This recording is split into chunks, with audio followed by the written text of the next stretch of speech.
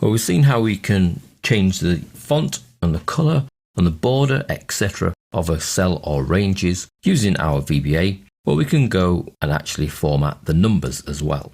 So instead of you having to do that in Excel, we could do it in the VBA. We could do it in the VBA because we want to change the formatting programmatically for whatever reason. So to format our number cells, ordinarily in Excel, you would highlight your range, go to Home, choose the drop down and choose your number formatting. Let's do it instead programmatically through the VBA. We're looking at a range from B2 to F4. So we'll go into Visual Basic. We'll add a module because this Excel file has not actually got a module as yet, and we'll create a subroutine called subformat nums. And then we'll get it to change the number format of our range. So it's a range that goes from B2 to F4.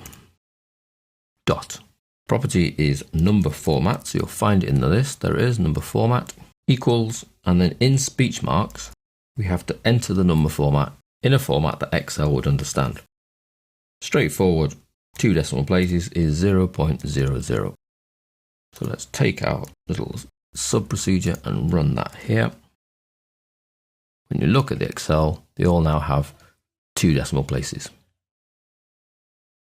If we wanted it to be formatted in currency, then inside our little formatting option here, we would add in the currency symbol and then hash, comma, hash, hash. These hashes are just placeholders so that we can tell it to put commas at the 1000 mark. We're still going to get 2 decimal places.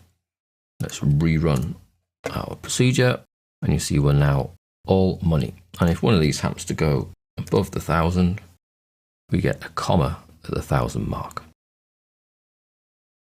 Maybe they're not currency, maybe they're percentages. So let's remove those formatting options and add a percentage symbol behind there. Rerun. And we're now all displayed as percentages. So we've got a lot of control over not just the color and the borders and the background as we've seen, but also now over the number format that we can change at any time. We can change a given range or a single cell, etc. to a different number format than the one that is currently being applied in Excel.